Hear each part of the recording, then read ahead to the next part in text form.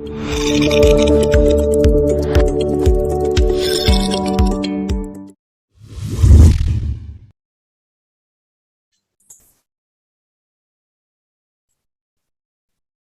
lagi teman-teman sekalian. Hari ini saya akan berbagi dengan teman-teman semua mengenai indikator dan standar mutu pelayanan di fasilitas kesehatan. Ya.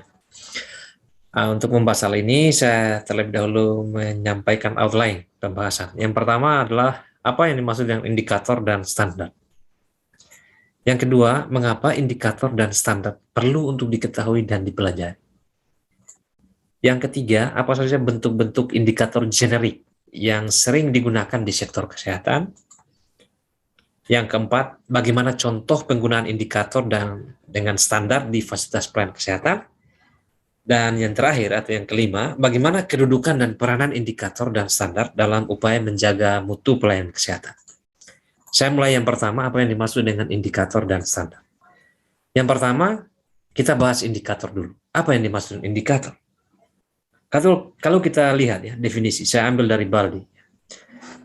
Indikator itu adalah presentasi pengukuran berisi sedikit informasi yang meringkas karakteristik sistem untuk menyoroti apa yang terjadi dalam suatu sistem.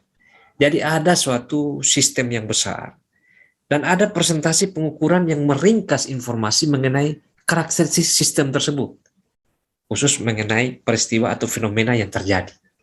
Ini menurut Baldi. Yang kedua, yang saya kutip dari lembaga PBB yang disebut UNHCR. Ini memang lembaga yang terkait dengan pengungsi, menangani urusan pengungsi. Tapi menarik definisi indikatornya. Indikator itu adalah parameter kuantitatif atau kualitatif yang nilainya menentukan karakteristik atau perilaku tertentu dari waktu ke waktu terkait kinerja, fungsi, proses, dan hasil. Jadi di sini ada ukuran, entah itu kuantitatif atau kualitatif. Dan di sini ada pergeserannya dari waktu ke waktu. Dan tentang apa? Bisa kinerja, bisa fungsi, bisa proses, dan bisa hasil. Ini definisi ya. Kemudian ya, ada juga informasi bahwa indikator itu adalah suatu yang berupa tanda, angka, grafik yang menjadi petunjuk atau gejala atau pointer ke sesuatu yang berubah. Dia bisa berupa tanda, bisa angka, bisa grafik. Intinya apa? Yang menunjukkan suatu fenomena yang berubah. Dan suatu indikator itu dipandang sebagai something atau sesuatu yang membantu kita, that help us to understand where we are, di mana kita sekarang, where we are going, kemana kita akan pergi, dan how far we are from the goal, dan seberapa jauh kita dari target yang hendak dicapai. Dan lebih kepada sesuatu petunjuk atau tanda untuk memastikan di mana kedudukan. Bisa kedudukan seorang individu atau kedudukan organisasi. Nah, tentu kaitannya dengan mutu. Di mana atau sudah pada tahap mana mutu dari organisasi pelayanan kesehatan yang ada atau tempat kita bekerja. Nah, bagaimana dengan standar? Standar ini kalau kita lihat definisinya, ini saya kutip dari Clinical Practice Guideline yang ada di Amerika. Standar itu adalah keadaan ideal atau tingkat pencapaian tertinggi yang digunakan sebagai batas penerimaan minimal. Dia merupakan keadaan ideal, tapi digunakan sebagai batas penerimaan minimal. Atau dalam bahasa lain ya, standar itu adalah kisaran variasi yang masih dapat diterima. Nah, ini menurut Clinical Practice Guideline. Kemudian dari Dona Bedian, standar itu apa? Standar itu adalah rumusan tentang penampilan atau nilai yang diinginkan yang mampu dicapai berkaitan dengan parameter yang ditetapkan. Jadi parameter tadi bersama dengan indikator. Parameter kualitatif, kuantitatif. nilai yang diinginkan yang mampu dicapai oleh indikator itu adalah standar. Ini saya kutipkan juga dari UNHCR. Standar itu adalah titik untuk pengukuran tertentu yang harus dicapai atau dipertahankan. Jadi specific point, nilai berapa nilai yang harus dicapai sebagai sesuatu penerimaan minimum. Nah, di dalam pendekatan sistem, standar ini ada dua. Ada dua kategori, standar persyaratan minimal dan ada standar penampilan minimal. Standar persyaratan minimal ini berkaitan dengan input kita, berkaitan dengan lingkungan, atau berkaitan dengan proses. Harus ada persyaratan minimal yang dibutuhkan. Mengapa ini penting? Karena semua ini akan digunakan untuk memproduksi barang atau jasa. Jadi kita harus memiliki sumber daya yang terstandar dan prosedur yang terstandar minimal harus ada. Nah, kalau yang minimal tadi, penampilan minimal, kalau yang kategori yang kedua, itu adalah bagian dari yang kita produksi.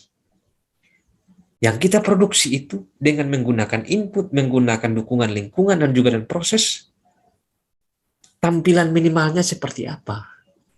Nah, itu keluaran, atau yang disebut juga dengan kinerja, standar kinerja. Kita masuk ke yang kedua. Mengapa indikator dan standar ini perlu untuk diketahui dan dipelajari? Ada dua alasan dulu. Alasan umum atau yang alasan praktis. Alasan praktisnya agar tidak mudah ditipu oleh klaim lisan tentang keberhasilan. Ya. Keberhasilan ini bisa dari pemerintah, bisa dari lembaga, dari mana. Ada otoritas tertentu yang sering mengklaim bahwa mutunya itu sudah baik. Padahal bisa jadi ada kesenjangan. Ada kesenjangan luar biasa antara klaim keberhasilan tadi dengan realitas yang dialami masyarakat.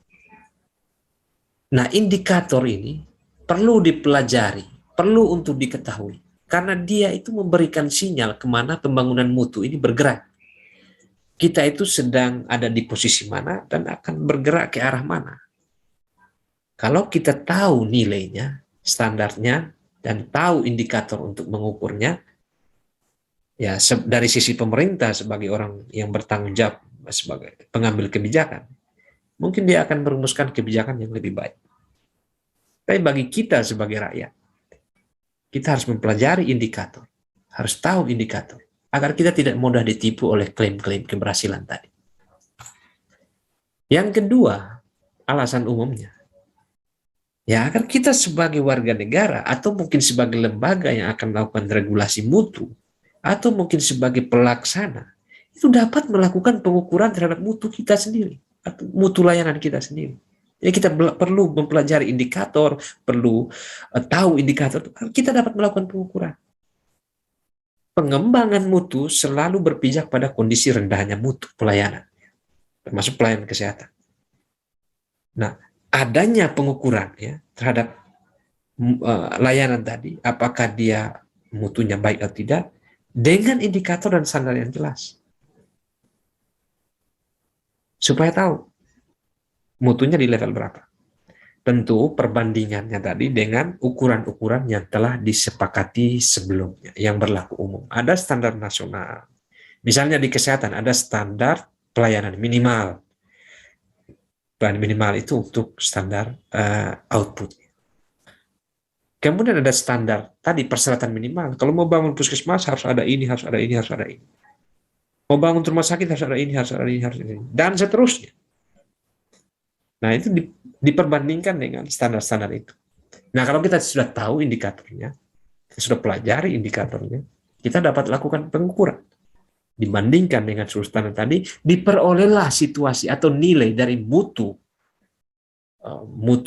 input kita, atau mutu proses produksi kita, atau mutu dari keluaran, atau produk barang dan jasa yang dihasilkan. Bagaimana dengan alasan khusus? Ya, kalau yang umum tadi sifatnya praktis. Kalau yang khusus ini ada beberapa hal ya, secara teoritis. Yang pertama, indikator dan standar itu memberi petunjuk yang jelas. Apa nanti bentuk keluaran yang disediakan oleh pihak manajemen atau pihak penyedia. Kalau kita tahu indikatornya, kita tahu standarnya, sudah dapat dipastikan atau bisa kita nanti lihat, oh, Anda sebagai organisasi penyedia pelayanan kesehatan akan menghasilkan ini. Yang kedua, indikator dan standar itu membantu organisasi dalam menetapkan prioritas. Mau fokus kemana untuk masa depannya.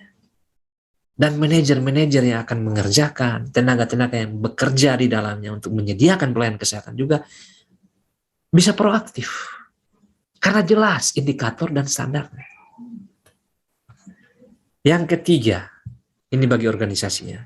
Dengan kita mengetahui, mempelajari indikator dan standar, maka organisasi itu akan memusatkan perhatian tertentu pada kondisi yang memang bermasalah. Kita tahu indikatornya, tahu standarnya, diukur bermasalah, ada fokus ke sana.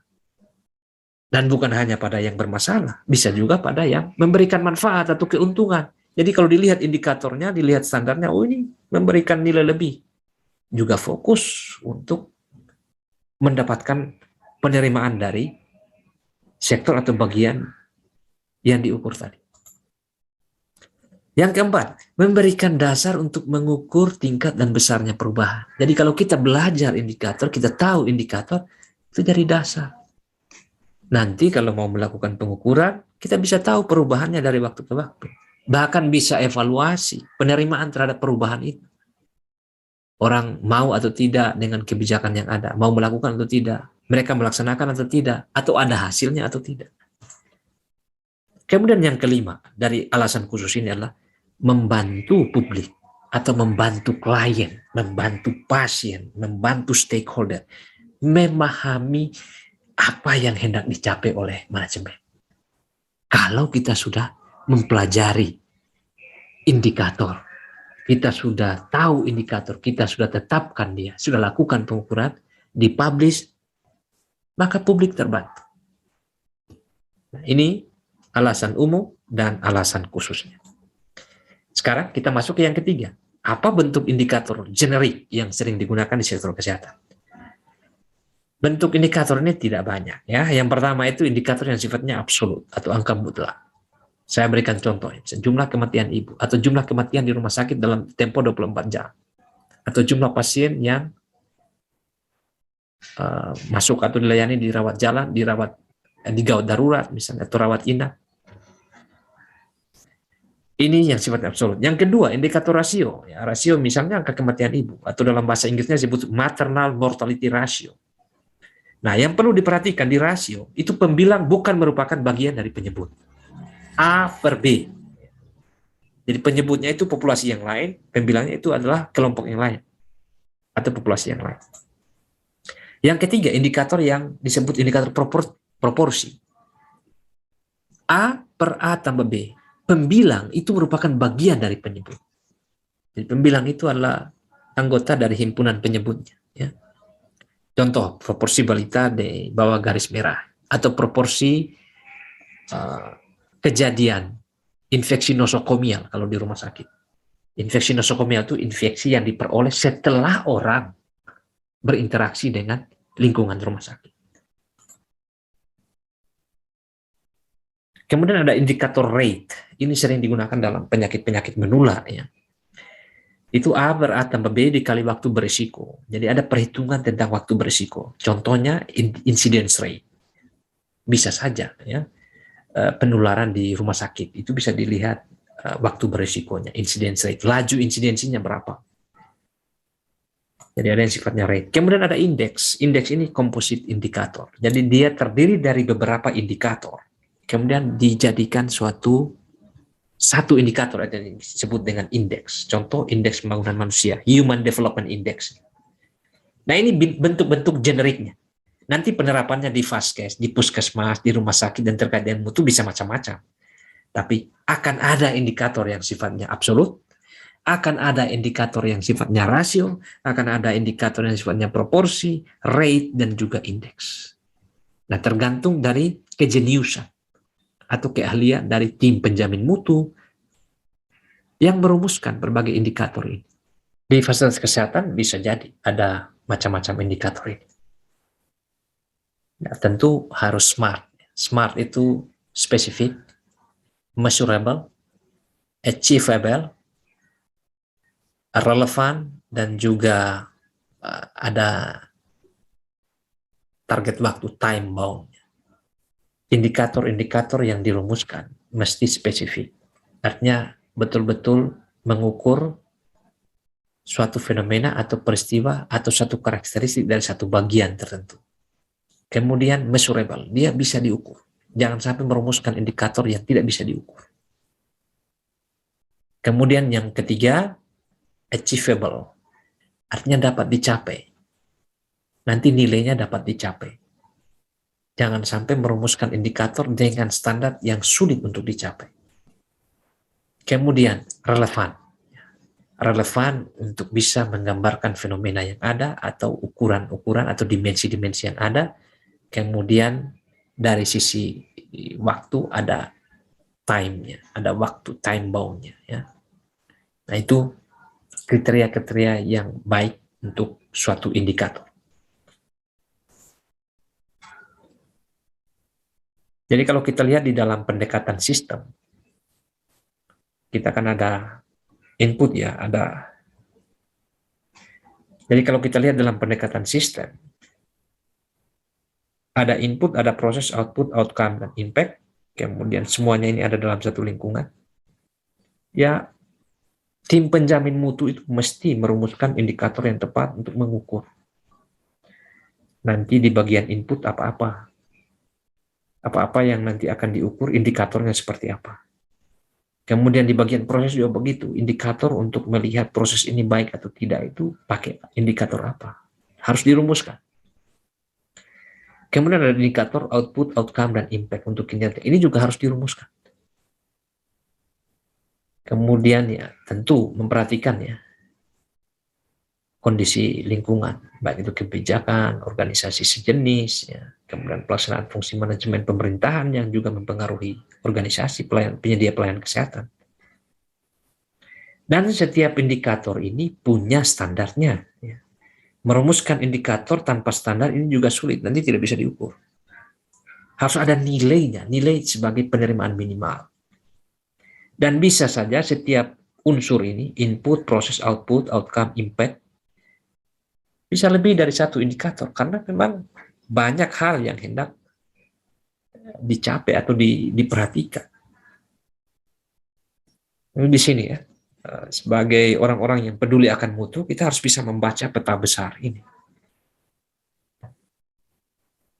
Terutama di tim penjamin mutu, di satu organisasi penyedia pelayanan. Harus bisa merumuskan indikator-indikator mengukur input atau menilai input kita itu sudah baik atau belum, indikatornya apa, prosesnya, demikian juga output, outcome, dan impact. Nah, bagaimana membedakan input, proses, output, dan outcome ini? Input sederhananya begini, segala sesuatu yang diperlukan. 6M tambah 1T. Nah, 6M 1T itu nanti teman-teman nonton di video saya yang lain ya. Sudah saya pernah buat sebelumnya. Proses itu aktivitas mengubah input menjadi output. Sering disebut juga kegiatan. Dalam konteks yang lebih kecil kegiatan. Kalau yang agak besar, kumpulan kegiatan itu disebut program. Kalau kumpulan program pasti itu ada kebijakan.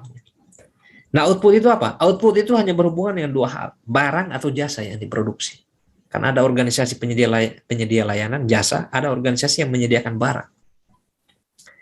Nah, outcome itu apa? Outcome adalah kondisi di individu atau di masyarakat yang mencerminkan perubahan sebagai akibat dari barang dan jasa itu berfungsi. Jadi kalau beli barang tertentu, barang itu berguna, digunakan, dan penggunaan barang tadi mengubah suatu kondisi, nah ini yang disebut dengan outcome.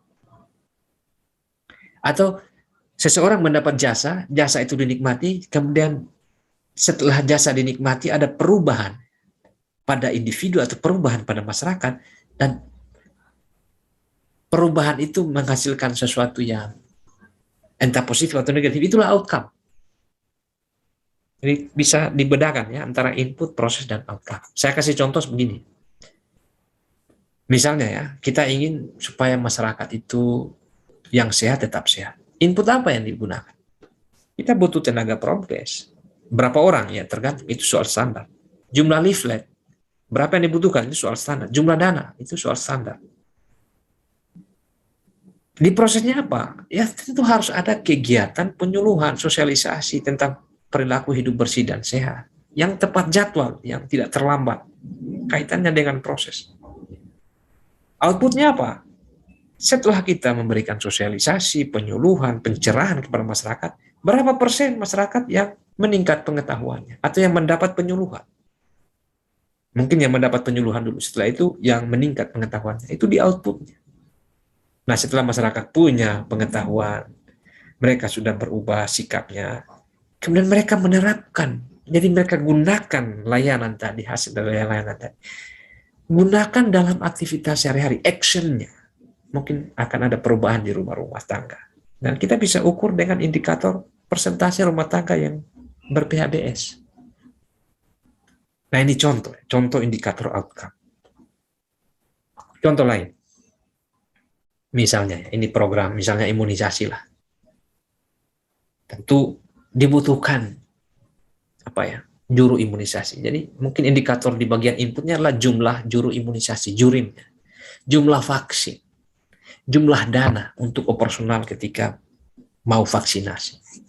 Prosesnya apa? Jumlah kegiatan pendataan sasaran, jumlah kegiatan sweeping imunisasi, atau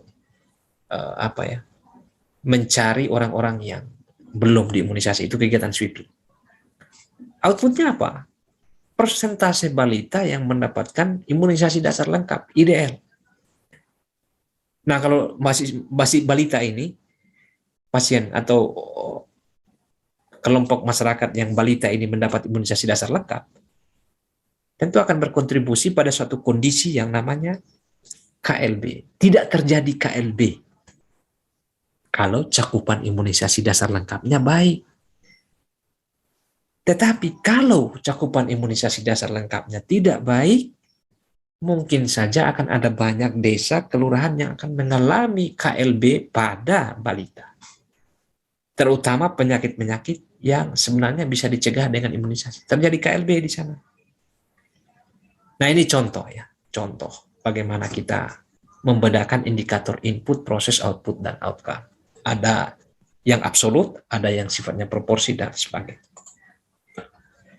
Nah, bagaimana contoh penggunaan indikator dan standar di Fastcase misalnya? Kalau tadi kan lebih banyak secara umum ya, secara generiknya. Ini kita kembali ke definisi dulu. Indikator itu ukuran atau dimensi atau parameter kualitatif kuantitatif yang menunjukkan adanya kecenderungan atau perubahan dari waktu ke waktu. Kalau standar itu keadaan ideal atau tingkat pencapaian tertinggi yang digunakan sebagai batas penerimaan minimal. Kalau nilai itu hasil pengukuran terhadap indikator. Kita langsung ke contoh saja. Misalnya di rumah sakit. Standar input, kita lihat inputnya. Supaya rumah sakit bisa menyediakan layanan, dia akan butuh input. Inputnya apa? Ketenagaan. Ketenagaan apa? Misalnya dokter spesialis. Standar ketenagaan untuk rumah sakit TPC adalah 4 spesialis dasar. Spesialis penyakit dalam, spesialis obstetri dan ginekologi, mungkin spesialis anak, dan juga spesialis bedah mungkin, ya, atau anestesi. 4 spesialis harus ada. Nah, jadi indikator inputnya apa? Jumlah tenaga dokter spesialis dasar yang tersedia. Kemudian diukur. Misalnya, pergi ke rumah sakit X di daerah Y. Diperoleh. Nilai hasil pengukurannya hanya 2 spesialis, 2 tenaga dokter spesialis. Kesimpulannya apa? Mutu atau kualitas inputnya itu jelek. Kenapa jelek? Ya karena tidak memenuhi persyaratan standar. Standar menurut ketentuan itu 4 dokter spesialis, tapi yang terjadi hanya 2 dokter spesialis. Berarti mutunya jelek. Ya. Oke, kita cari yang lain. Contoh sederhana di puskesmas. Standar output misalnya. Standar pelayanan KIA, semua ibu hamil itu mesti melahirkan di puskesmas. Artinya apa? 100%. Itu standar. Setelah dilakukan pengukuran kinerja terhadap output, ternyata di dalam 1 tahun, persentase ibu hamil yang melahirkan hanya 90%. Nah, nama indikatornya apa? Indikatornya persentase ibu hamil yang melahirkan di puskesmas. Nilainya hanya 90%. Berarti layanan KIA di puskesmas ini seperti apa? Jelek. Karena apa? Karena tidak memenuhi ketentuan 100% tadi. Karena semua ibu hamil mesti melahirkan di puskesmas. Berarti ada kegagalan di dalam memproduksi atau mencapai kinerja tadi di level output. Kemudian ini di puskesmas dan di rumah sakit ini bisa digunakan sama-sama. Pelayanan rawat inap misalnya, ini sudah sampai di level outcome karena pelayanan itu diberikan mungkin akan menghasilkan kesembuhan, ada yang mungkin kematian, ada sembuh dengan cepat dan sebagainya. Tapi yang bisa diukur apa? Rata-rata kepuasan. Rata-rata kepuasan pasien itu 80% angkanya. Nah, indikator kinerjanya apa? Persentase skor kepuasan pasien. Setelah diukur, didapat 90%. Nah, kesimpulannya apa? Berarti mutunya bagus untuk layanan rawat inap. Skor kepuasannya itu di atas 80% dari yang rata-rata. Bagus untuk saat ini, nanti bergerak lagi. Bisa jadi standarnya akan berubah, bukan 80, naik lagi 90. Dan seterusnya. Oke, yang terakhir, bagaimana kedudukan dan peranan indikator dan standar dalam upaya menjaga mutu pelayanan kesehatan? Ya, jadi begini, teman-teman sekalian. Kita punya indikator dan standar dimasukkan, kita punya indikator dan standar diproses, kita juga punya indikator dan standar di keluaran. Ada indikator dan standar di lingkungan. Kalau kita sudah ukur semua ini, kita akan nanti dapat gambaran penyebab masalah mutu pelayanan kesehatan. Nah, dalam konteks analisis masalah mutu dan pelayanan kesehatan, ya kita sudah punya informasi. Kalau di standar keluaran, indikator dan standar keluaran, kita akan mendapati masalah mutu pelayanan kesehatan. Misalnya ada penyimpangan. Masalah itu kan kesenjangan antara harapan dan kenyataan. Di sini juga bisa jadi ada penyimpangan. Jadi kalau nilai hasil pengukuran terhadap indikator dan standar di keluaran itu di bawah standar, itu sudah pasti masalah mutu. Kalau kita temukan nilai hasil pengukuran terhadap indikator dan standar dimasukkan di bawah standar, inilah yang mungkin menyebabkan masalah mutu tadi. Jadi ini lebih merepresentasikan penyebab masalah mutu, ya, baik di lingkungan, masukan, dan proses.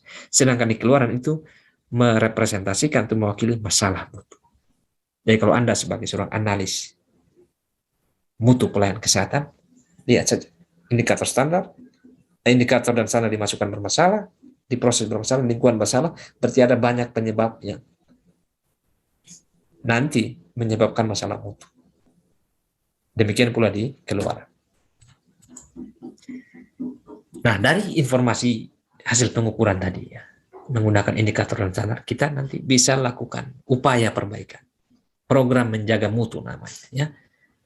Sama seperti yang sudah saya jelaskan di video-video saya sebelumnya. Ada program menjaga mutu yang sifatnya prospektif sebelum pelayanan dan perhatian utamanya itu pada unsur masukan dan lingkungan. Contoh, ya, standarisasi, ya, standarisasi, perizinan, sertifikasi, dan akreditasi. Ini semua adalah program menjaga mutu prospektif sebelum pelayanan dan perhatiannya pada unsur masukan dan lingkungan. Saat pelayanan, ada program menjaga mutu konkuren namanya. Perhatian utamanya pada unsur proses. Jadi kalau di rumah sakit, puskesmas perlu ada review oleh tim kerja, review oleh teman sejawat, melalui komite medik, ya, dan seterusnya. Kalau setelah pelayanan, ya mungkin perhatiannya pada apa yang sudah dilakukan, review rekam medis, survei kepuasan berkala, dan seterusnya. Nanti diperoleh input untuk memperbaiki layanan. Kalau ini sudah program menjaga mutu retrospektif, karena melihat kembali ada apa yang sudah dilakukan. Jadi itulah, ya, kedudukan dan peranannya. Ya mungkin itu saja dari saya pada kesempatan kali ini. Terima kasih kepada teman-teman yang sudah mengikuti pembahasan ini. Sampai jumpa lagi di video-video selanjutnya.